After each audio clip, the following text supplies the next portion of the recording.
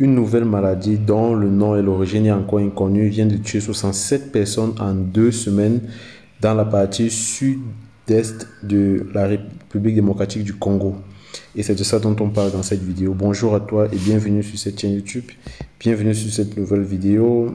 Dans cette chaîne, on parle de santé publique. On publie du contenu relatif à la santé publique. On parle de l'actualité sanitaire. Donc si tu es intéressé, je t'encourage à t'abonner et à activer la cloche de notification pour ne rien manquer à chaque fois qu'on publie une nouvelle vidéo. Alors, on vient de découvrir une nouvelle maladie en République démocratique du Congo. Cela alerte les autorités sanitaires et les organisations internationales parce que la maladie n'est pas encore... on ne sait pas quel est le nom de la maladie. On sait juste qu'il y a 67 personnes qui sont décédées en 2 semaines dans la partie sud-est de la République démocratique du Congo d'après les autorités de santé.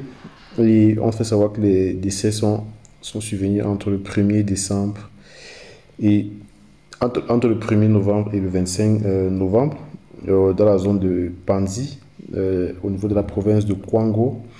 Et on sait que les symptômes incluent la fièvre, les maux de tête, la toux, l'anémie. D'après un communiqué du ministre, on a justement un communiqué officiel qui a été publié et par le ministère de la Santé publique, de l'hygiène et de la prévention sociale du Congo et qui donne des informations par rapport à cette maladie. Donc, depuis le 24 octobre 2024, une maladie d'origine encore inconnue sévit dans la province du Kwango, précisément dans la zone de santé de Panzi. À ce jour, cette maladie a causé le décès de 79 personnes, dont une majorité d'enfants âgés de plus de 15 ans et a affecté 376 personnes. Donc, on n'est plus à 76, comme il y a cela quelques jours, on est à 79 personnes qui sont décédées et 367 personnes qui ont été affectées par la maladie. Et les symptômes incluent notamment la fièvre, les maux de tête, l'écoulement nasal de la toux, la difficulté respiratoire et l'anémie. Le ministère de la Santé publique, de l'hygiène et de la prévention sociale exprime sa profonde compassion aux familles touchées par cette tragédie et leur adresse ses condoléances les plus sincères. Afin d'apporter une réponse rapide et efficace à cette situation préoccupante, le ministère, à travers l'Institut national de santé publique et le Centre des opérations d'urgence de santé publique, le COUSP, a dépêché une équipe d'intervention rapide dans la zone affectée. Cette équipe a pour mission d'assurer une prise en charge immédiate des cas signalés, réaliser des prélèvements d'échantillons auprès des patients pour analyse en laboratoire, conduire des investigations approfondies sur le terrain afin d'identifier la nature de cette maladie.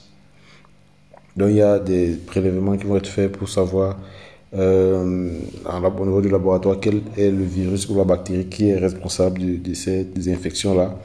Et d'autres des investigations approfondies sur le terrain pour vraiment savoir quel est le type dans des investigations épidémiologiques. Les résultats des analyses de laboratoire seront communiqués dès qu'ils seront disponibles et des mises à jour régulières seront partagées avec la population et les partenaires. En attendant les conclusions des investigations en cours, le ministre appelle la population au calme, à la vigilance et au strict respect des mesures préventives suivantes. Les mesures préventives, notamment, il s'agit d'éviter les rassemblements de masse parce qu'on ne sait pas encore quel est le niveau de transmission de ces différentes maladies. Il a signalé tous les cas suspects ou tout décès inhabituel aux autorités sanitaires locales. Observer les règles d'hygiène de base, notamment le lavage régulier des mains avec de l'eau et du savon.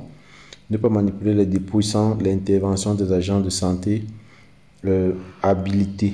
Donc, on sait que la République démocratique du Congo actuellement est en train de combattre l'épidémie de Mpox, dont on a fait allusion dans cette chaîne déjà, avec plus de 47 000 cas suspects et pratiquement 1000 décès de la maladie au niveau de la partie centrale du pays d'après l'Organisation mondiale de la santé.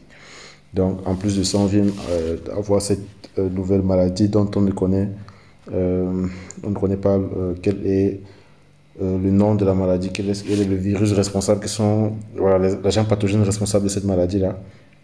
Et on continue de suivre pour voir quelles seront les informations, les mises à jour qu'on aura. Donc, si on a d'autres informations en plus, on va partager dans cette chaîne YouTube.